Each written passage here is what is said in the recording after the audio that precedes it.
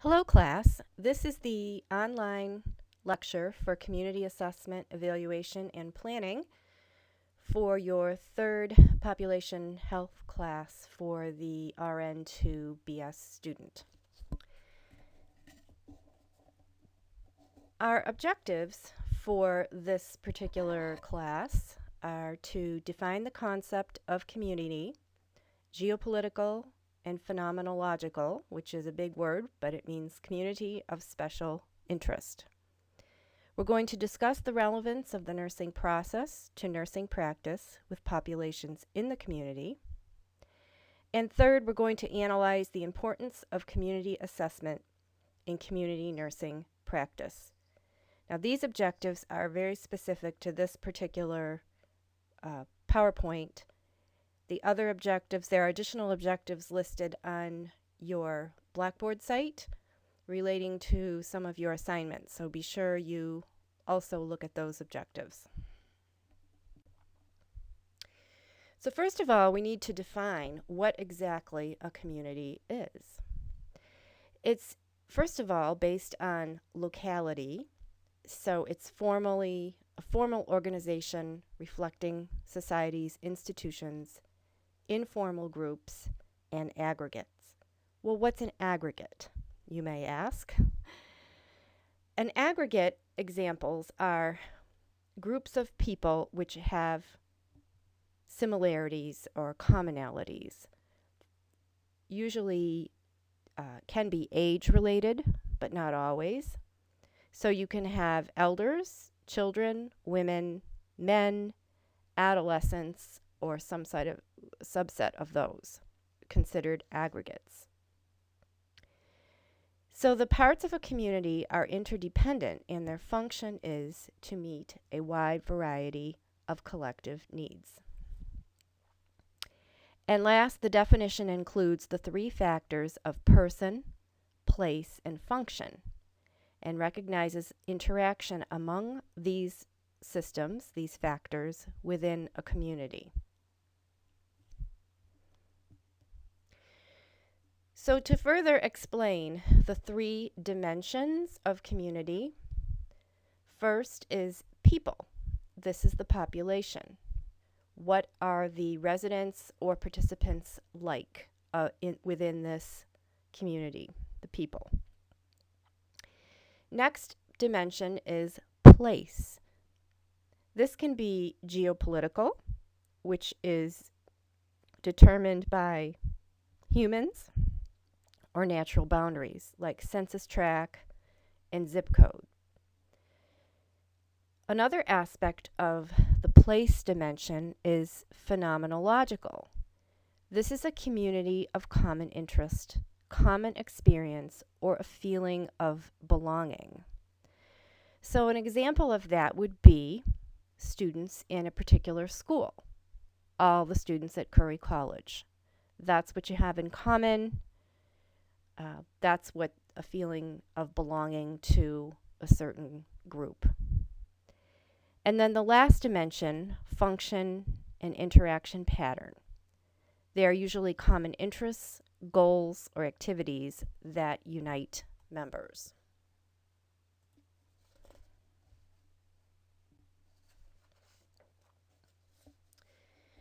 So further looking into what determines a community, we can have a community of place.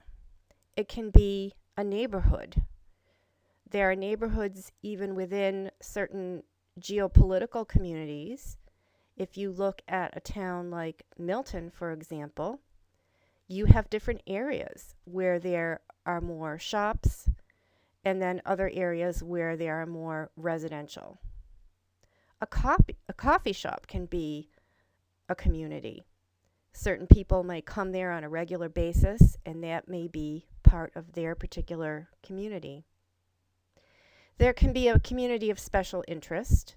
For example, a group that supports a smoke-free environment. It can be a community of a particular problem ecology. So this could...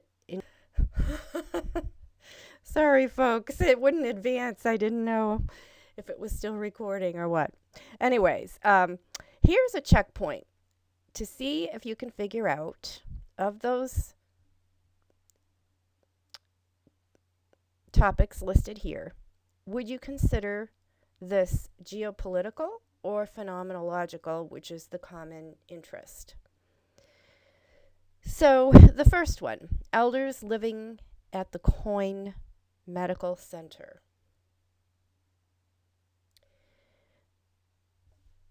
This would be considered common interest because they are all living in the same area. They're all elders. That's your phenomenological or common interest. Number 2, the residents of Bristol County.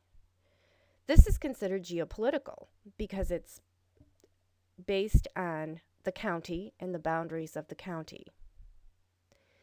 3, the elementary students at the Breton Middle School. These students all have a commonality of going to this school. Therefore, this would be a phenomenological or common interest. The same with number 4, the employees at the Hasbro Toy Company. They're all employees. That's what they have in common at working at a particular facility.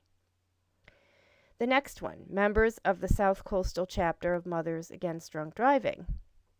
Now, this is a broader one in that these members can be spread all over, not in any particular town, but this would be common interest, phenomenological. And the last one, the population of Milton, that would be your geopolitical.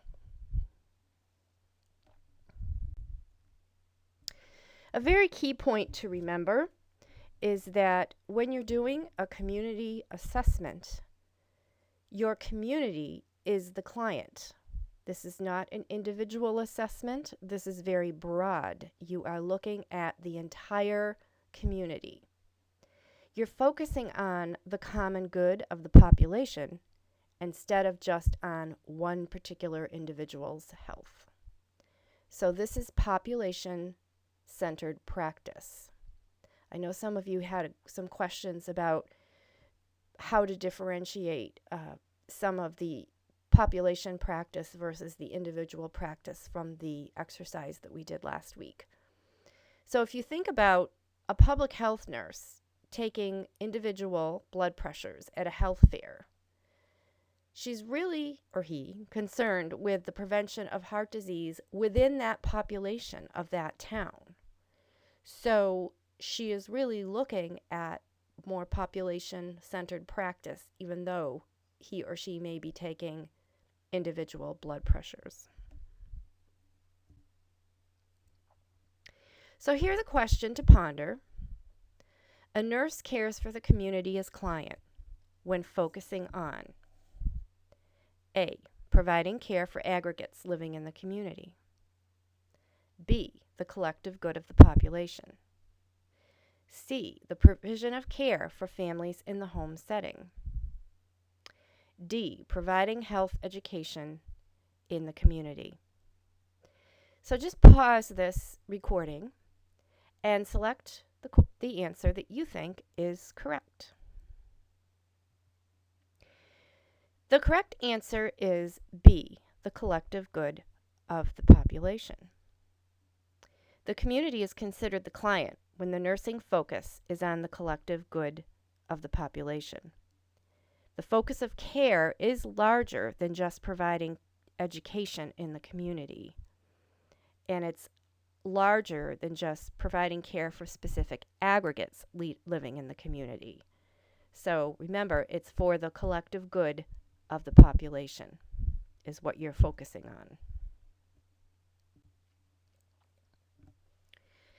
So when we consider the nursing process, it's really the same with the community as client as with when you are doing an individual assessment.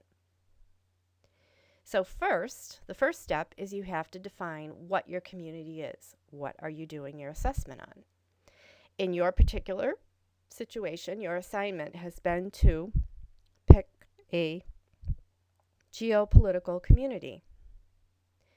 So you're in the phase right now of doing the assessment. And the tools that you are using to do your assessment is your windshield survey and data collection. Then you're going to do some analysis of the information that you have. Third, you will come up with a nursing diagnosis of the problem related to that community. Implementing interventions and evaluating interventions, you are going to be doing that more through your paper. Remember, your community assessment needs to relate to your paper topic. So you'll be looking at interventions and evaluating those interventions through your paper. Okay, so data collection.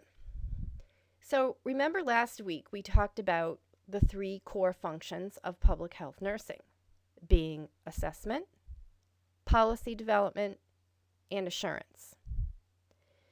So you are in the assessment phase, which is monitoring the health status of a community and diagnosing and investigating health problems in the community.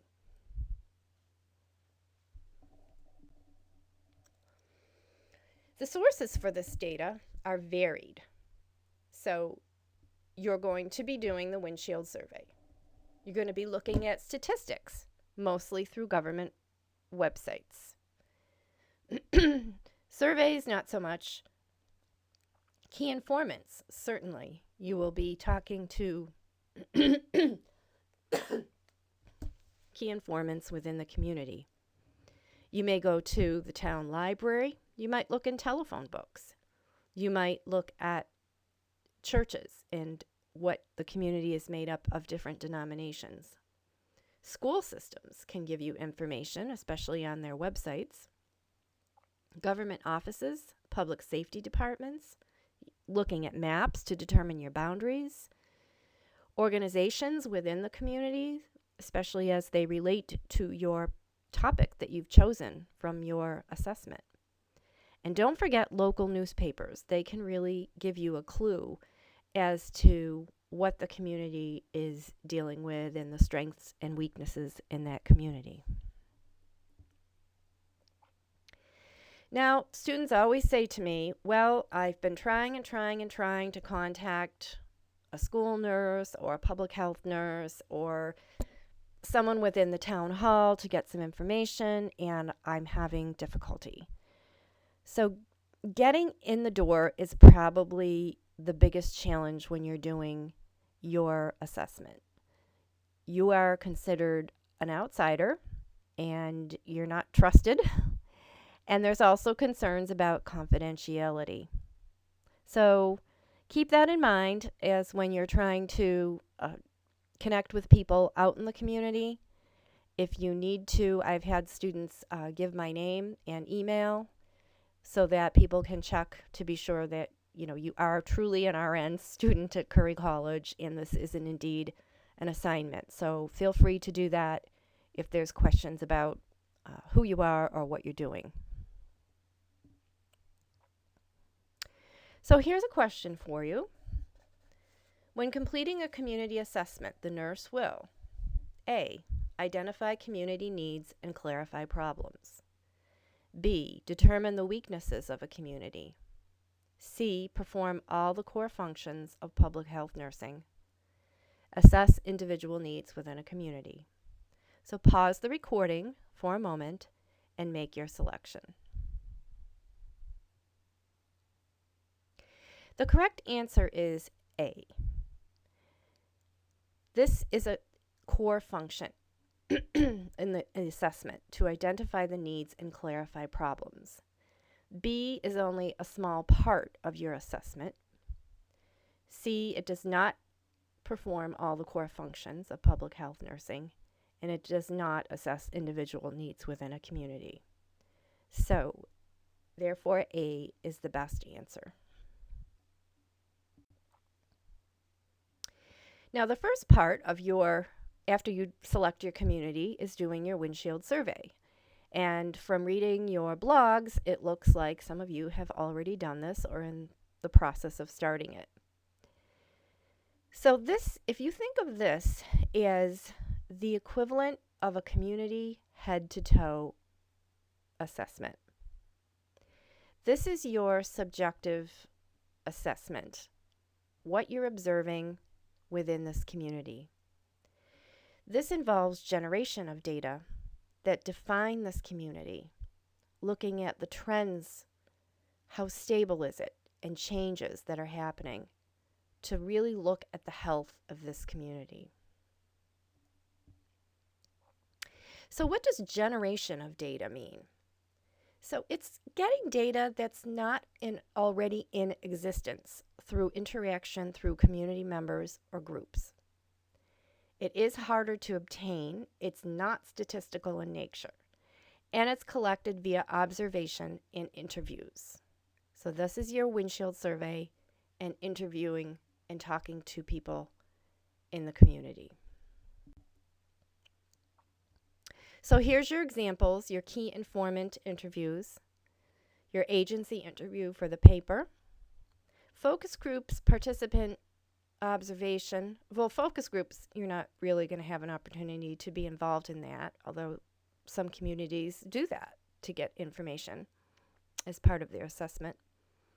Participant observation, so you're looking at how people interact in the community, and then your windshield survey. So these are examples of data generation.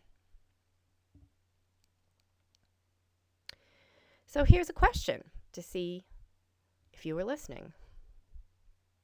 A nurse surveys the school nurses in a community to determine their roles in the schools because this data is not available.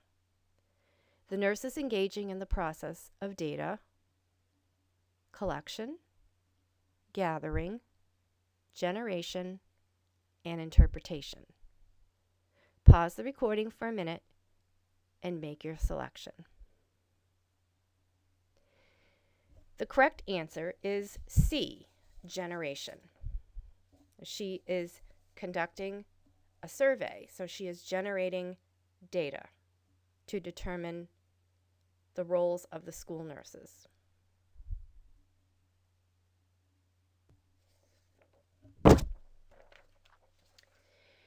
So when you get to data gathering, it's different than data generating. Data generating, you're doing something to actually get more data that's not available. Data generating is data that's already available. It already exists. It usually relates to the demography of a community. So you'll get information on age, gender, socioeconomic breakdown, racial distributions. Also, vital statistics are part of this data. What are the death rates and disease rates, mortality and morbidity? You'll be using websites like the U.S. Census, MassChip, CDC, state health department, and local health departments. There's also surveys. An example would be the Behavioral Risk Factor Surveillance System, which show trends especially related to mental health.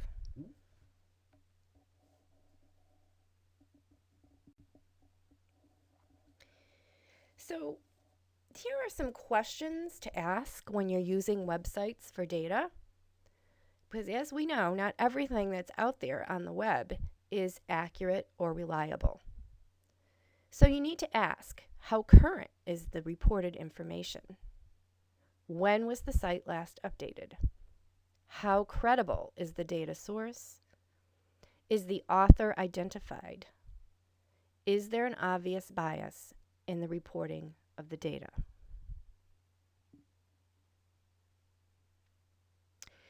So as you're collecting the reported data, you may use what's called secondary analysis.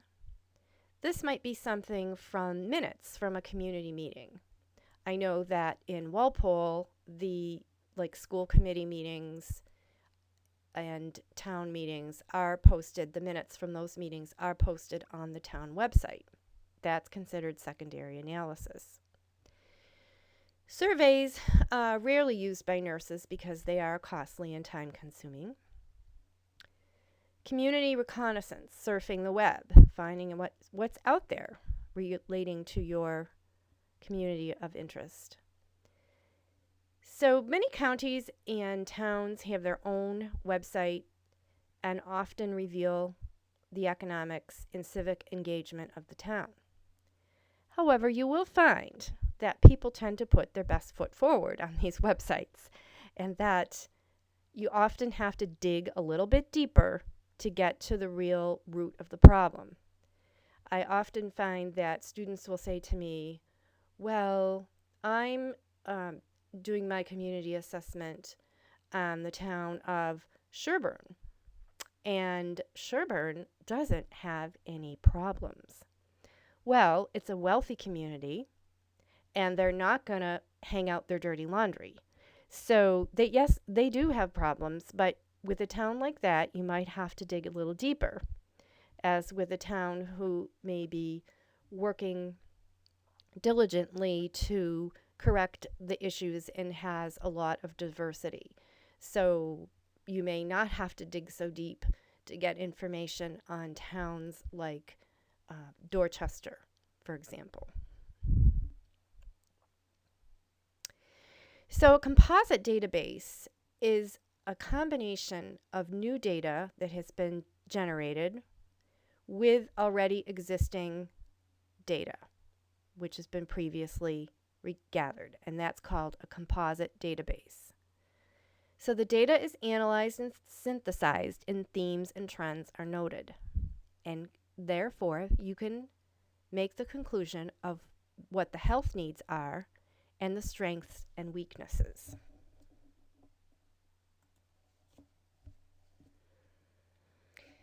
Healthy people, like we've been discussing, is a very important guideline for the nurse working in the community.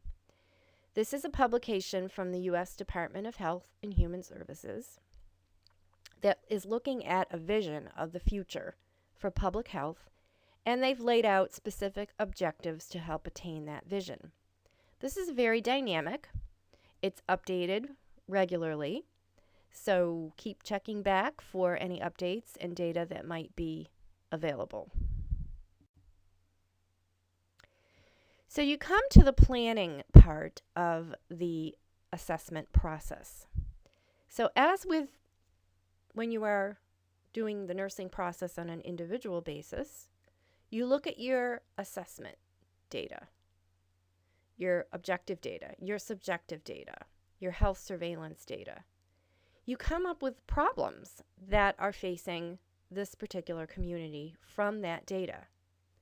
You select some priorities, what's most important, and you look at healthy people to connect with the objectives. So current themes that healthy people is focusing on is population level health promotion.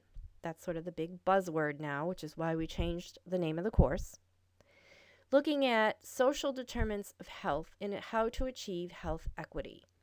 So if you're looking at one of the big factors that seem to impact health is the socioeconomic status within a community. And the IHI module brings this out very clearly with the examples that they have in that program. Okay, here's a question for you. After identifying the boundaries of a community, what is the next step the nurse should take in completing a community assessment? A, gather relevant existing data and generate missing data. B, plan interventions that benefit the entire community. C is formulate nursing diagnosis. And D, evaluate the interventions that were used. Pause the recording and make your selection. The answer is A, gather relevant existing data and generating missing data. It's not B, because you can't plan interventions before you gather the data. You can't make a diagnosis before you gave the data, and you can't evaluate the interventions before you collect the data, in other words, doing your assessment. Now, there's a community assessment video here, and I am not sure if you will be able to link this through this YouTube recording, but this is another YouTube recording, and I also have a link to it on the Blackboard site. So if it may not play during this, which I'm guessing it probably won't, so go to the Blackboard site and watch this community assessment video. It can be done now, or it can be done after you complete this PowerPoint. Another topic that I would like to mention is called the CHINA assessment. CHINA stands for Community Health Needs Assessment. This is a wonderful resource. It's up on the Blackboard site. Jane Lawless will probably talk about it when she comes to our class next week. And it's a great example of a well-done community assessment. And some of you may want to use it as data collection for your community if it's appropriate for your community. This slide is showing where exactly it's located. So if you click on Library Resources and you click on the Healthy People 2020 assignment, you'll see that over on the right side of your screen where it says Other References, if you click on that, you will see Community Health Network Areas. And you can see all the different CHINAs there in the towns that they cover. So that's where you can get some more specific data about your particular community that you're assessing. Okay, so we come to implementation of interventions in our nursing process. Now that can be educational programs, screening programs, establishing services, setting policies, increasing community involvement, and even maybe changing the power structure in a community. Here's a question. A nurse plans on implementing a community-wide flu immunization program. Which factor should the nurse consider when implementing this program? A, the number of community members who have already received the immunization. B, the existence of formal groups in the community. C, public policy that manifests influenza immunization for certain populations. And D, the community's readiness to participate in the program. Pause the recording and make your selection.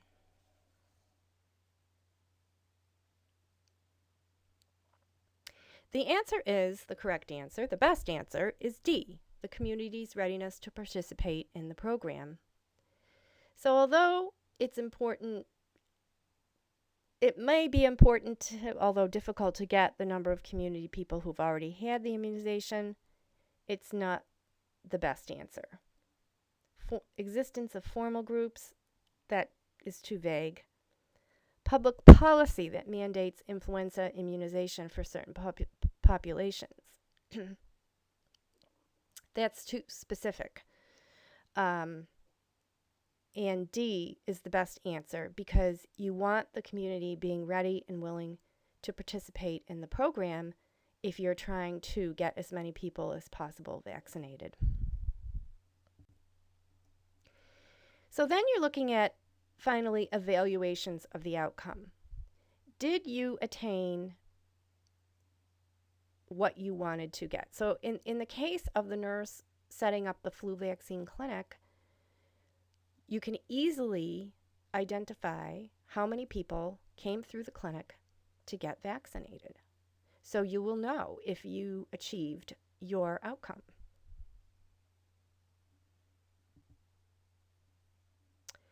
So how do we know that our interventions have been successful?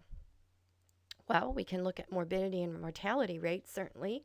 So with the flu vaccine clinic, a nurse may then want to look at the rates of flu within the community to see if the flu vaccine program has been effective. Again, you're looking at a population basis, not individual.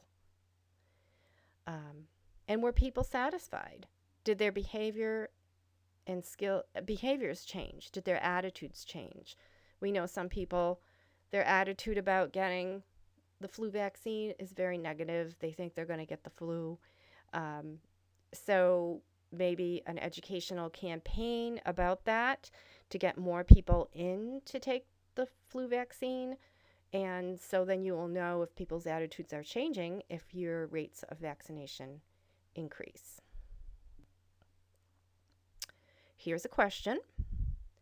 To effectively complete the evaluation phase, the nurse must have A. Develop the ability to improve the health of the participants. Developed measurable objectives and goals before implementation. C. Encouraged full participation by community members. And D. Improve the health of the population through the program. Pause the recording and make your selection. The correct answer is B. Developed measurable objectives and goals before implementation. You can't evaluate a program unless you have very measurable objectives and goals. And that needs to happen in the planning phase when the objectives are set. Okay, now let's talk about your assignments and how this all relates. Part of your assessment for the problem that you have identified that you're going to write your paper on. The problem you've identified comes from the data that you have found regarding your community. That data, remember, is a combination of generated data and collected data. So you have a problem, you've identified, you found your healthy people objective. Now you need to find 2 agencies that relate to that problem that you can use for community interventions in your paper. One of these must be a face-to-face interview with a community health nurse. So if you're going to write about, say for example, you found that there's a high rate of TB in your chosen community, would you want to talk with a school nurse or a public health nurse? So you would choose the public health nurse for that situation.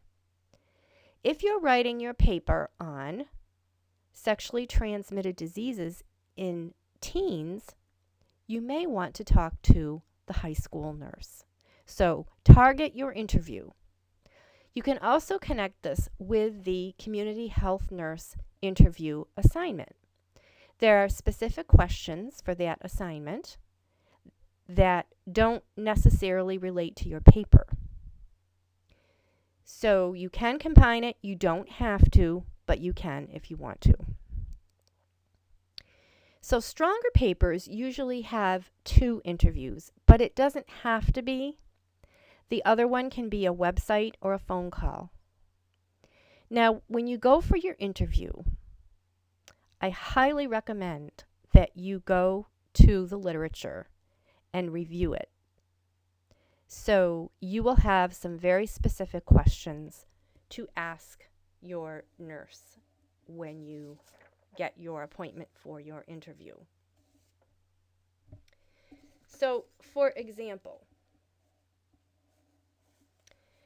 I'm going to write my paper on sexually transmitted diseases in adolescents. So I went to the literature and I found that I read an article about school-based clinics. And now I'm going to go interview the high school nurse. So I may ask her Do you have a school-based clinic here for primary care? And if you don't, have you ever considered it? And if you do, what's the effectiveness? Have you found it increases or decreases the rates of sexually transmitted diseases? So I hope that example gives you an idea of where you need to go with these agency interviews. The form for the agency interview is up on Blackboard under the paper icon on the left side, so you can take a look at that. And remember, at least one needs to be based on a face-to-face interview. This is considered part of your clinical practice out in the community. And the second one doesn't necessarily need to be, but it would be a stronger paper if you could do it. Okay, now you have assignment coming up, which is called the paper topic annotated bib assignment.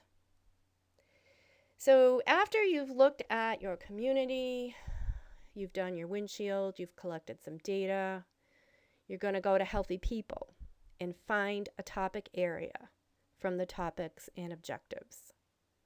You're going to select an objective that relates to the problem that you've identified in the community. Review the details of the objective. They will have data there related to target goals and incidents. So then you're going to have your data for your chosen community, so it should all connect and relate. So you're going to pick a topic. This is going to be the problem, the nursing problem that you are going to focus on in your community.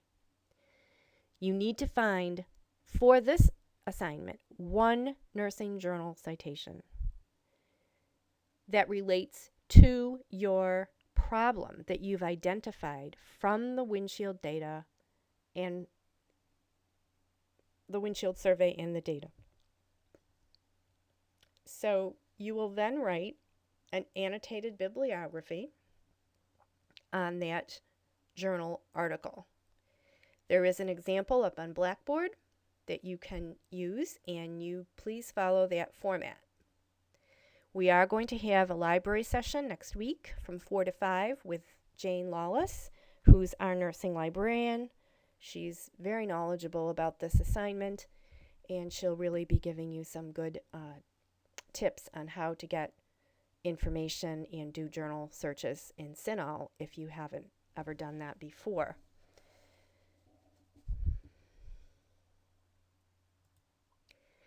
In preparation for Jane's talk next week, please review the paper topic annotated bib assignment and the paper guidelines. I know we ran out of time last week. We didn't have time to go over them. Please read them over again, and when Jane is finished with her talk from 4 to 5, we will review them again together as a class, but you need to be somewhat familiar with them. Usually I do this first before Jane comes in, but she has to leave at 5 o'clock, so we had to flip-flop it around. So enjoy your online class and break from coming into Curry, and I will see you on week 4, September 23rd.